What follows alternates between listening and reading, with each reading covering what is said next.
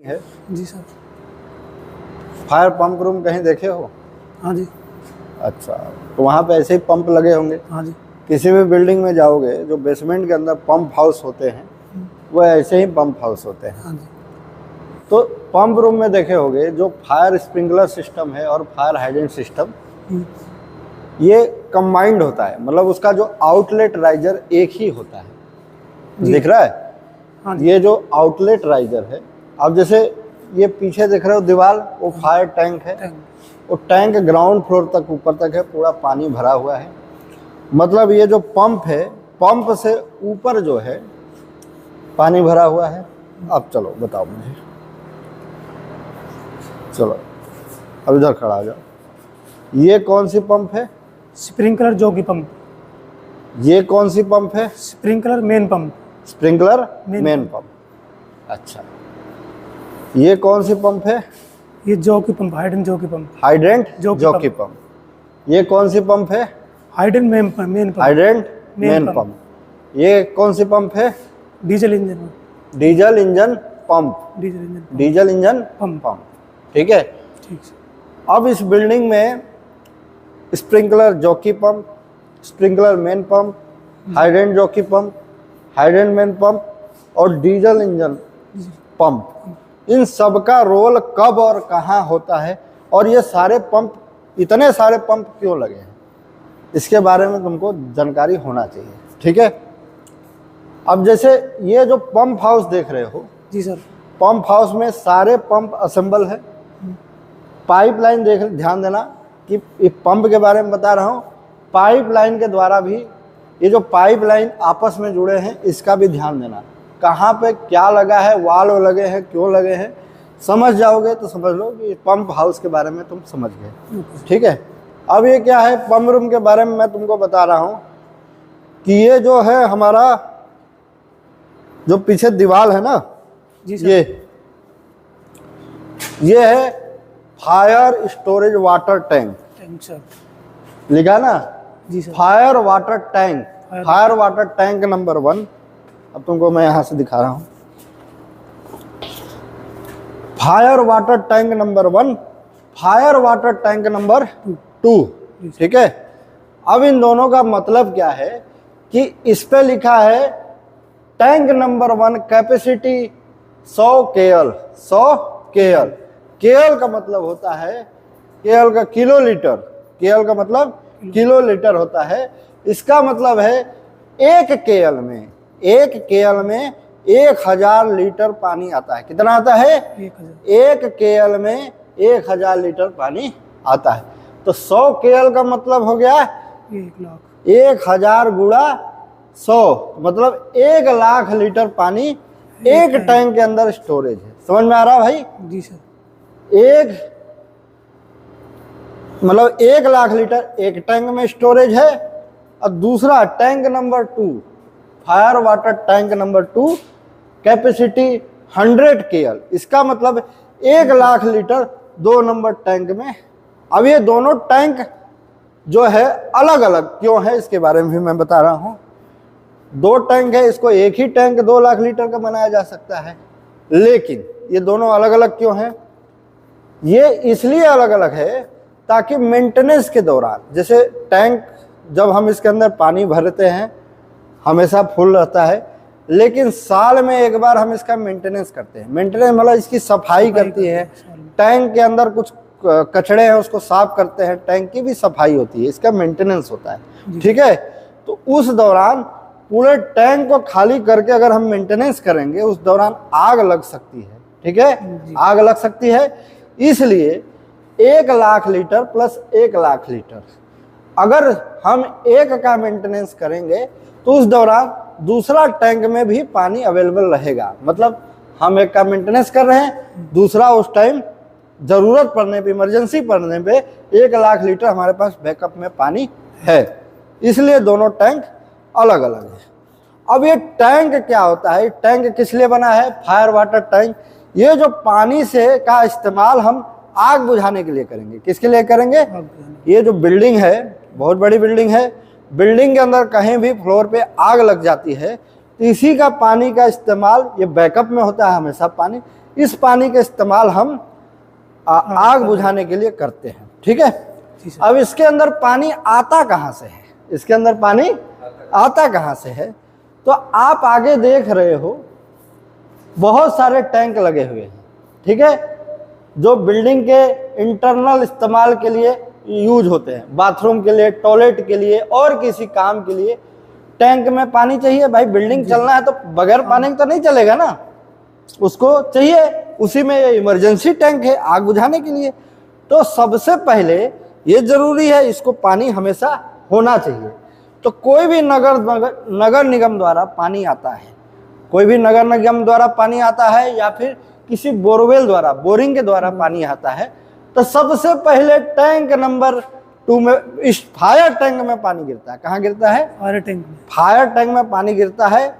ये पानी हमेशा फुल रहता है। किस लिए रहता है? कि इसके अंदर पानी पहले गिरेगा, उसके बाद आगे जो बाथरूम टॉयलेट के लिए इस्तेमाल होता है टैंक, डोमेस्टिक टैंक जो भी टैंक है, उसमें इसके बाद उसमें ओवरफ्लो होके जाएगा, मतलब पानी भर जाएगा, उसको ऊपर से जाएगा। अब ये चीज समझ में आ रहा है कि नहीं? इसलिए ये पानी हमेशा भरा रहता है। ठीक है, ये नहीं कि उधर से हम जरूरत पड़ने पे इसके अंदर पानी डालेंगे, नहीं, इसके अंदर हमेशा पानी भरा रहता है। यहाँ से ओवरफ्लो होकर दूसरे टैंकों में जाएगा बाथरूम टॉयलेट के लिए। ठीक है, ठीक है।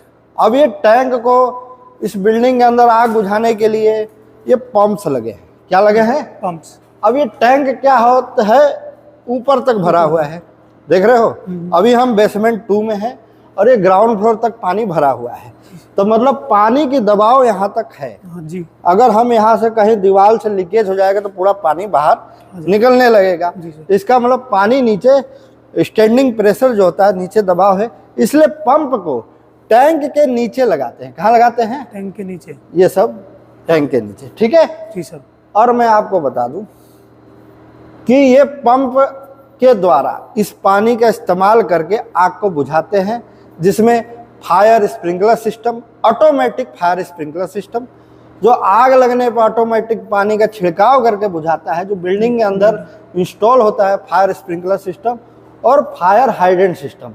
जैसे ही आग लगती है तो पाइप के द्वारा आग बुझाते हैं, पाइप लगा के मैनुअल आग बुझाते हैं, उसको फायर हाइड्रेंट सिस्टम बोलते हैं। ठीक है, ठीक सर। अब उसका इस्तेमाल कैसे करते हैं, आ जाओ पंप के बारे में बता रहे हैं। चलो बिल्कुल पीछे जाओ,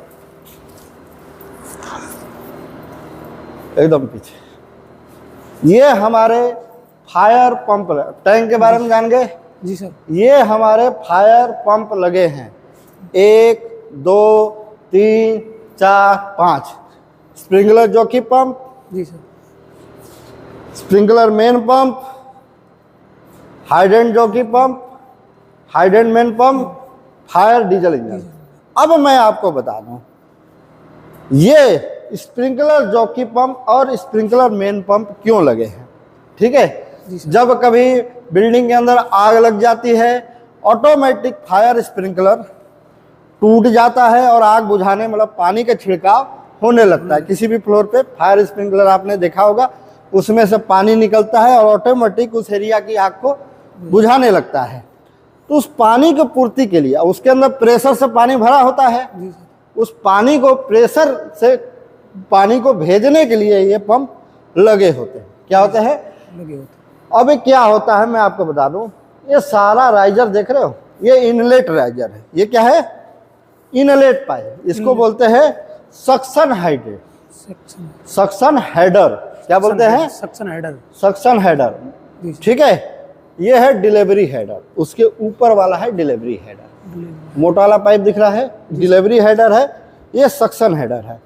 अब सक्शन हेडर में चूंकि टैंक ज़्यादा ऊंचाई पे है, ये पानी हमेशा इसके अंदर भरा रहता है नॉर्मल स्टैंडिंग प्रेशर को।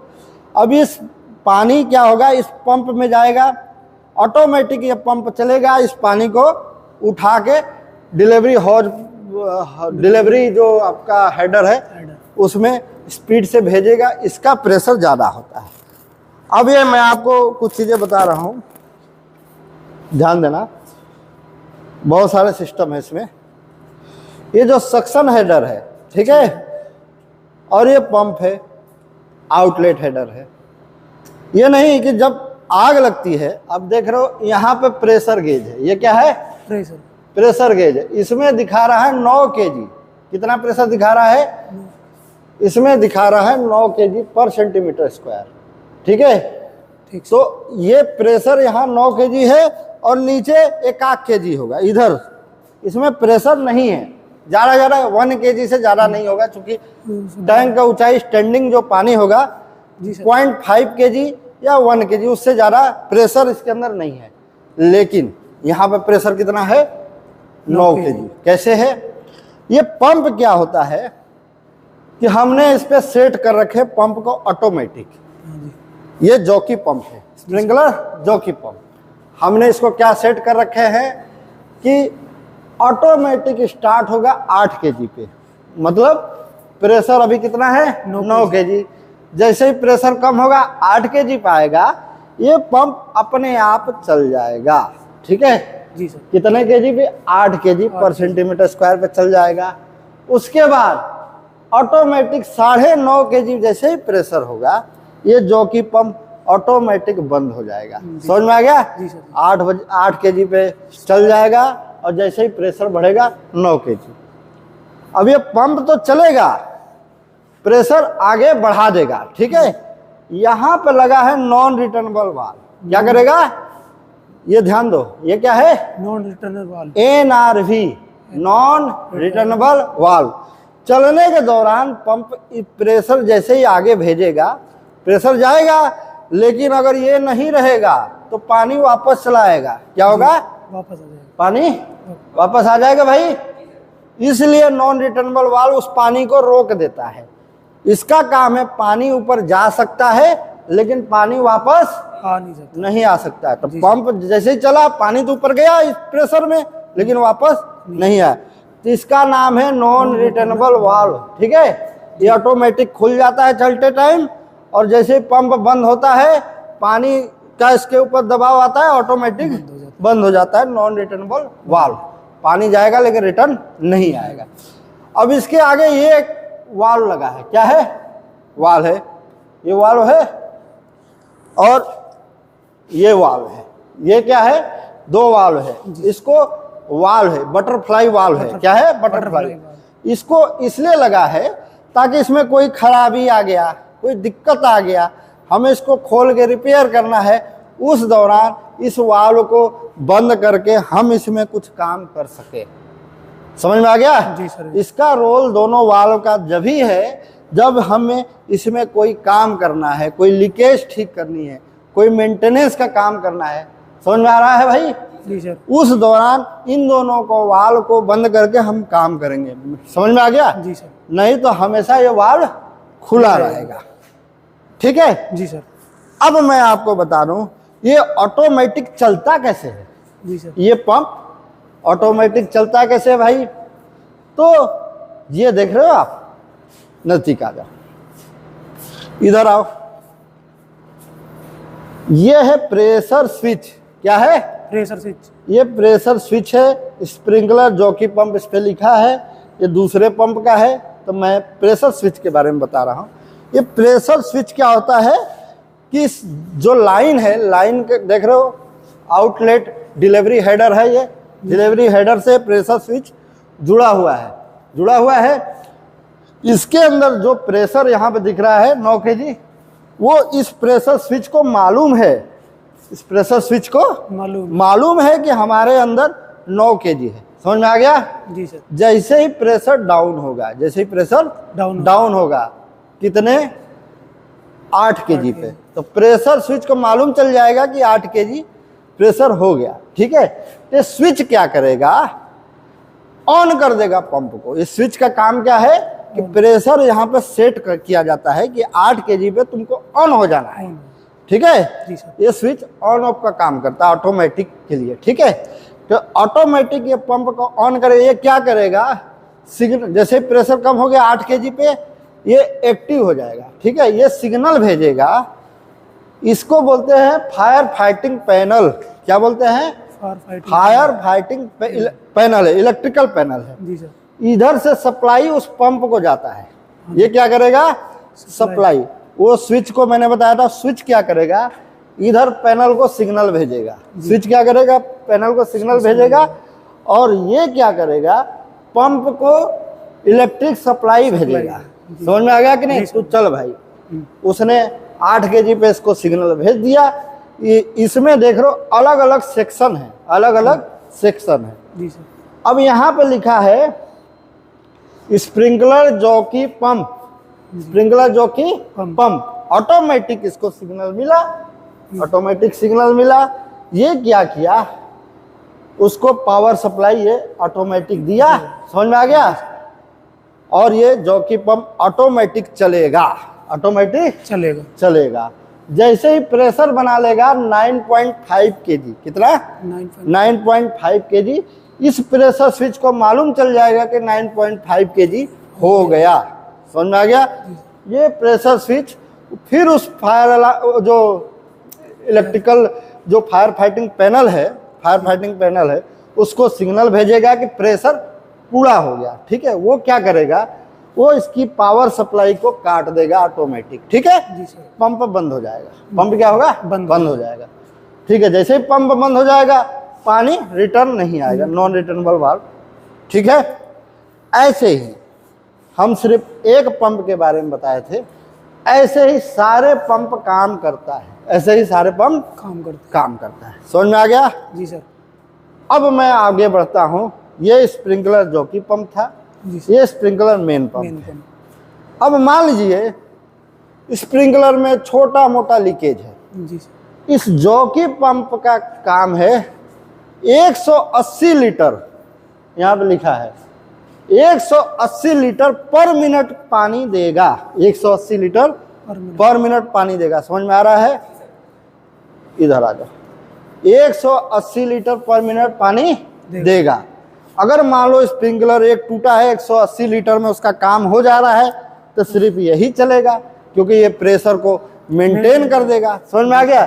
छोटा मोटा लीकेज होगा उसमें इसकी कैपेसिटी 180 लीटर की है भाई। जहां रिक्वायरमेंट 180 लीटर की है, उससे कम है 180 लीटर से, वहां ये चल के उसको मेंटेन कर देगा। ठीक है, लेकिन मान लीजिए कई स्प्रिंकलर टूट गया, पानी की जरूरत ज्यादा हो गई। समझ में आ गया? उस दौरान स्प्रिंकलर मेन पंप चलेगा। कौन चलेगा? Sprinkler main pump. अब इसको कैसे पता चलेगा? इसको इसलिए पता चलेगा कि ये प्रेशर स्विच बताएगा। कौन बताएगा? प्रेशर स्विच, जो कि पंप ने खूब जोर लगा के चला, 180 लीटर पानी दिया, लेकिन पानी की जरूरत ज्यादा है। ये भाई साहब को 8 kg प्रेशर मिला, लेकिन ये पंप चल रहा है, लेकिन प्रेशर और कम हो रहा है, 8 से 7 kg आ गया, क्योंकि प्रेशर डाउन हो रहा है। समझ में आ गया कि नहीं? जी सर। अब फिर भी ये चल रहा है अपना, भाई जितना योगदान है उतना दे रहा है, लेकिन प्रेशर डाउन होते जा रहा है क्योंकि पानी की जरूरत ज्यादा है। फिर जैसे ही 6 kg, यहाँ पे क्या लिखा है? 6 kg, ऑटोमेटिक स्टार्ट 6 kg। कितना? 6 kg। अब भाई प्रेशर इतना डाउन हो गया कि 6 kg पे आ गया। कितना? 6 kg। अब दूसरा वाला स्विच को पता चल जाएगा, ये स्प्रिंकलर जॉकी वाले स्विच को पता चला। उसके बाद स्प्रिंकलर मेन पंप वाले, जो स्प्रिंकलर मेन पंप का जो स्विच है, ठीक है, प्रेशर स्विच, इसको पता चल गया और ये तो प्रेशर डाउन हो गया, 6 kg पे आ गया। ठीक है, अब ये क्या करेगा? इसको भेजेगा सिग्नल स्प्रिंकलर मेन पंप को। लिखा ना मेन स्प्रिंकलर पंप, समझ में आ गया? अब इसको पैनल क्या करेगा? जैसे इसको सिग्नल मिलेगा, इस पंप को चला देगा। किसको चला देगा? Sprinkler main pump. अब क्या होगा कि ये देगा 2850 लीटर पर मिनट का पानी। कितना? 2850। ये कितना दे रहा था? 180 लीटर। थोड़ा पानी, लेकिन जहां ज्यादा जरूरत है ये चल जाएगा। अब देगा इतना ज्यादा पानी देगा, ठीक है, 2850 लीटर पर मिनट के हिसाब से, कि प्रेशर एकदम तेजी से बढ़ेगा ठीक है।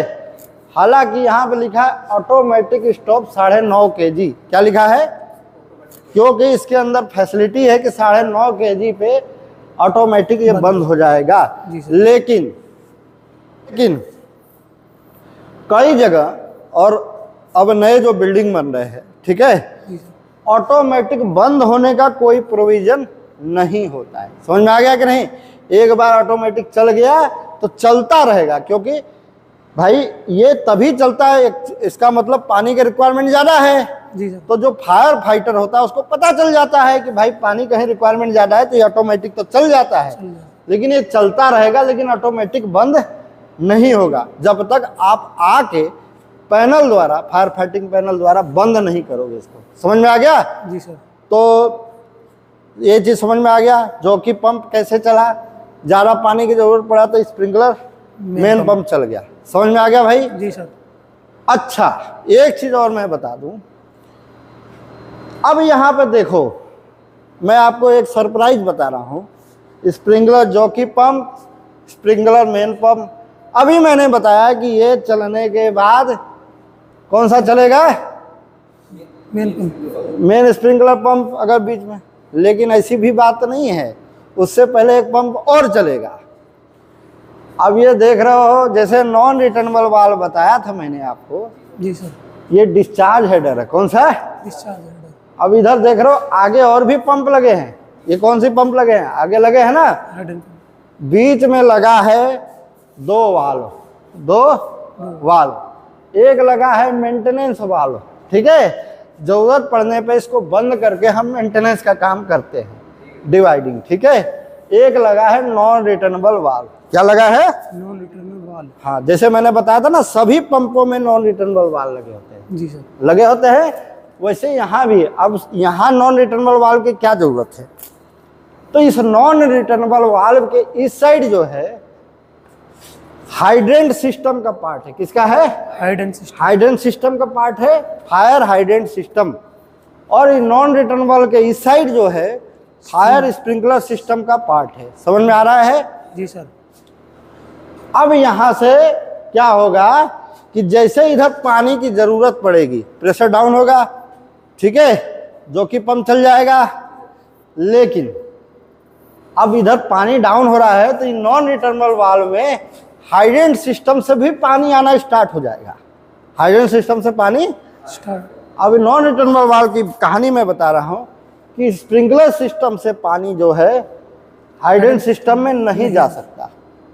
ये चीज ध्यान रखना है। स्प्रिंकलर सिस्टम का पानी जो है हाइड्रेंट सिस्टम में नहीं जा सकता, लेकिन हाइड्रेंट सिस्टम का पानी स्प्रिंकलर सिस्टम में आ सकता है। इसलिए नॉन रिटर्नेबल वाल्व मैंने बताया था, पानी जा सकता है लेकिन आ नहीं सकता। तो हाइड्रेंट सिस्टम का पानी स्प्रिंकलर सिस्टम में जा सकता है, लेकिन स्प्रिंकलर सिस्टम का पानी हाइड्रेंट सिस्टम में नहीं जा सकता है। ये चीज समझ में आ गई आपको? जी सर। अब मैं आपको और चीज बताऊं, ध्यान से देखना, ठीक है। अब ये जैसे ही हमारा जॉकी पंप बंद हो गया, तो हाइड्रेंट सिस्टम वाला जॉकी चल जाएगा।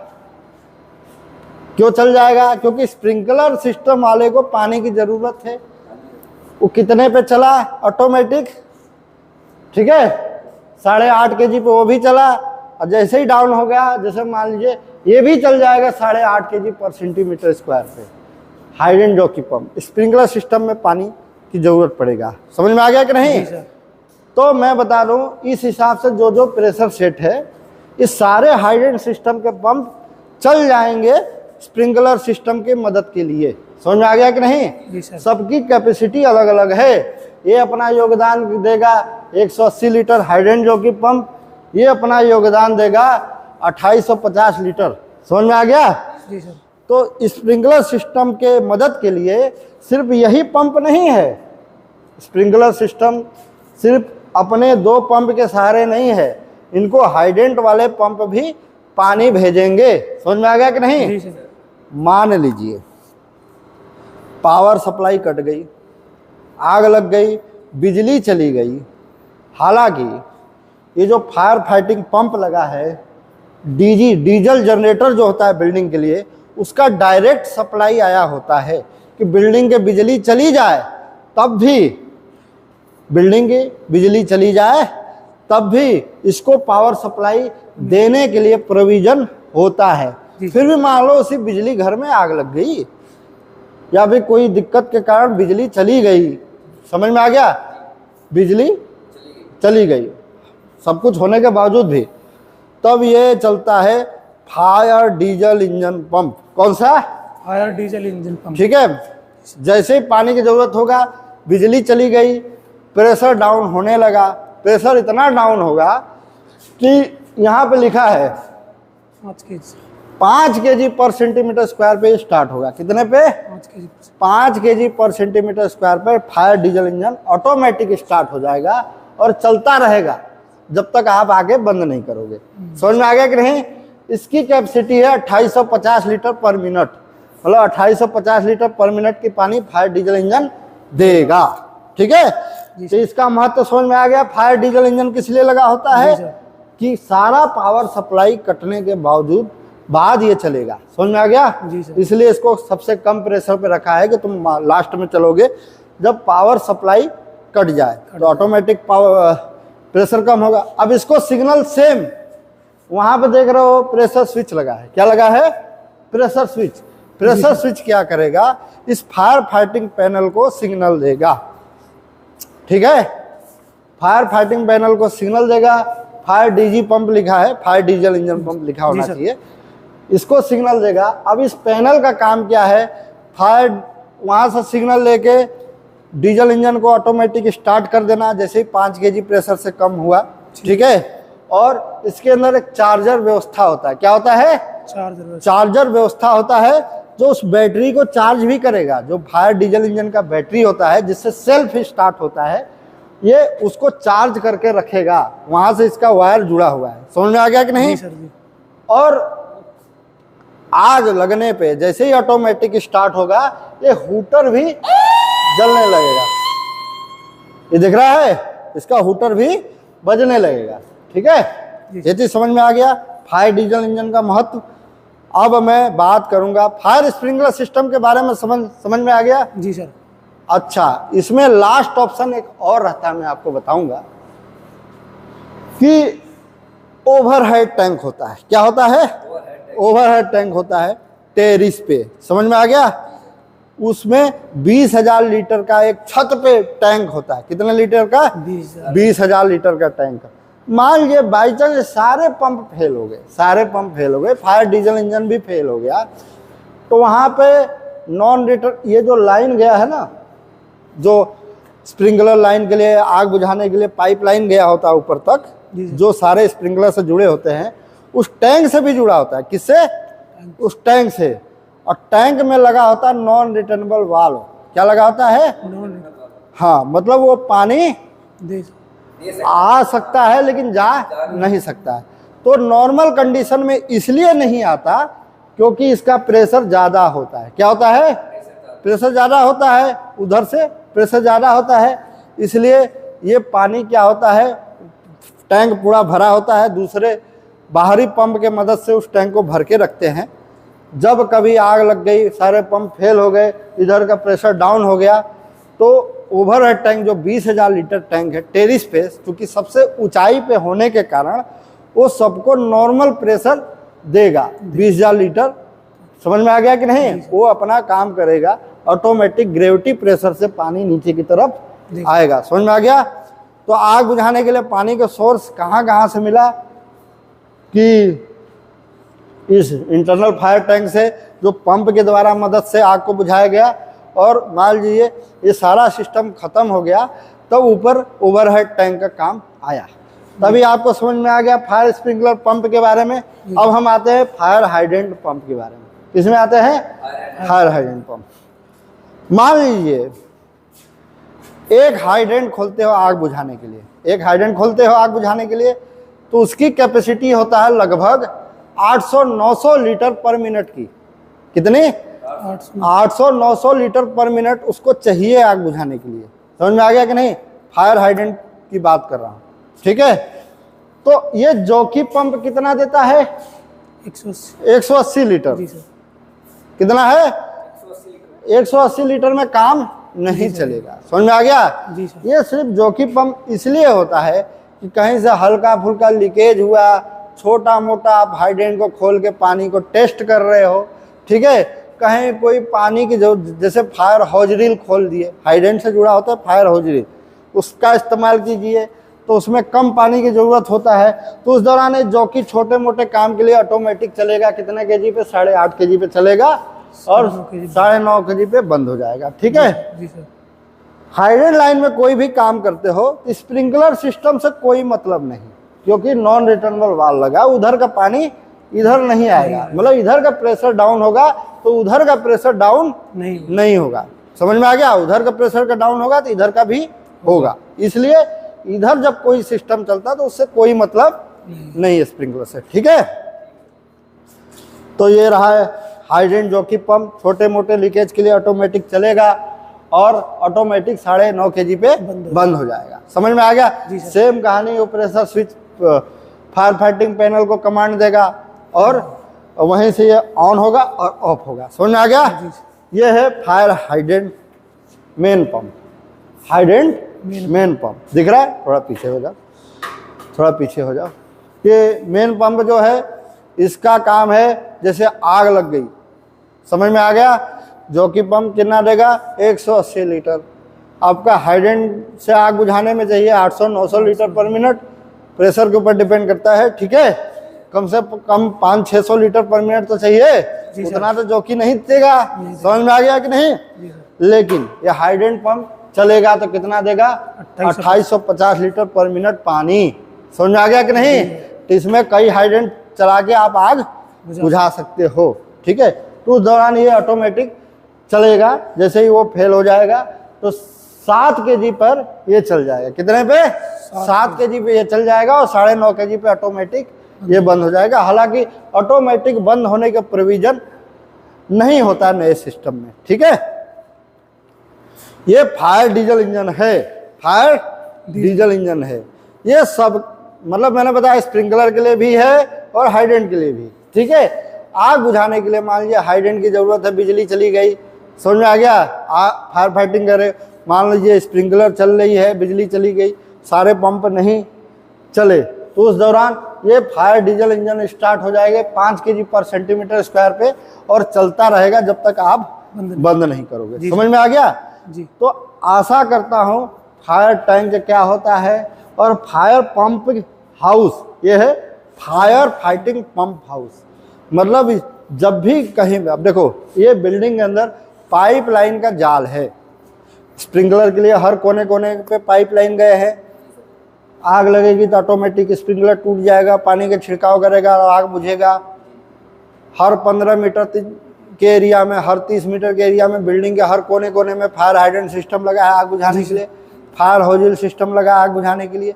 तो उनको पानी का प्रेशर कहाँ से मिलेगा? उनको पानी पाइप लाइन द्वारा से जुड़े होते हैं इस पंप हाउस से। समझ में आ गया? ये सारे पंप हाउस में जितने पंप लगे हैं ये ऑटोमेटिक चलेंगे और आग को बुझाने के लिए पानी प्रोवाइड करेंगे। अब मैं आपको फायर फाइटिंग पैनल के बारे में बता रहा हूँ।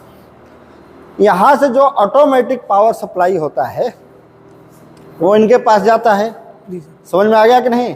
लेकिन हम यहाँ से ज़रूरत पड़ने पे मैनुअल भी चला सकते हैं। कैसे चला सकते हैं? मैनुअल मतलब हम उस ऑटोमेटिक सिस्टम को बाईपास कर सकते हैं। अब यहाँ पे देखो, मान लीजिए हाइडेंट जॉकी पंप है, क्या लिखा है? Hydrant jockey pump. इसमें एक सेलेक्टर स्विच होता है, ये रेड कलर का देख रहे हो, ये 1 नंबर, 0 और 2 नंबर है। अब हम इसको 1 नंबर पर सेलेक्ट कर रखे हैं, इसका मतलब ऑटोमेटिक है। 0 पे कर दिए तो ना ऑटोमेटिक है ना मैनुअल है। 2 पे कर दिए तो मैनुअल है, मतलब ऑटोमेटिक ये नहीं चलेगा। अब ये बटन का काम आता है। 1 नंबर पे बटन से कोई लेना देना नहीं है। ठीक है। 0 पे तो खैर ना ऑटोमेटिक चलेगा ना मैनुअल चलेगा, कोई मतलब नहीं है। ठीक है जी सर। अब ये हो गया 2 नंबर मैनुअल। क्या हो गया? हमें मैनुअल चलाना है। ठीक है। तो ये है स्टार्ट और ये है स्टॉप। तो स्टार्ट को दबाएंगे तो पंप चल जाएगा, स्टॉप को चलाएंगे तो बंद हो जाएगा। जैसे स्टार्ट को हमने दबा दिया, पंप हमारे चल गए, स्टॉप को दबाया तो बंद हो गए। ये है ठीक है, इसकी फंक्शन समझ में आ गया। जी सर। बाकी टेक्निकल चीज़ें हैं, जब चलेगा तो इसमें कितना करंट ले रहा है तो इसको एम्पियर मीटर बोलते हैं। समझ में आ गया कि नहीं। और ये अलग अलग फेस के लिए सिलेक्टर स्विच है, ये ऑटोमेटिक उसके लिए है, मैनुअल के लिए ये जो है सिलेक्टर स्विच है। जैसे बी है, वाई है, आर है, मतलब ब्लू कलर के वायर जो है उससे कितना करंट ले रहा है, रेड कलर की वायर में, मतलब ये 3 फेस से चलते हैं ना, तो तीनों फेस का अलग अलग है, रेड है, येलो है, ब्लू है, ठीक है। जी। इसका करंट नापने के लिए मैंने मान लीजिए स्टार्ट कर दिया, इसका करंट चल रहा है, दिख रहा करंट। अब इस पर सेलेक्ट किया, इसका करंट अलग है, इस पर सेलेक्ट किया, तो सबका ये टेक्निकल जो इंजीनियर होते हैं वो मोटर का ध्यान देने के लिए कि हमारी मोटर जिस कैपेसिटी के उतना करंट ले रहा है कि ज़्यादा तो नहीं ले रहा है, जी सर। ज़्यादा लेगा तो यहाँ से ट्रिप कर जाएगा, बंद हो जाएगा, उसको देखने के लिए ये एम्पियर मीटर लगे हुए हैं, ठीक है।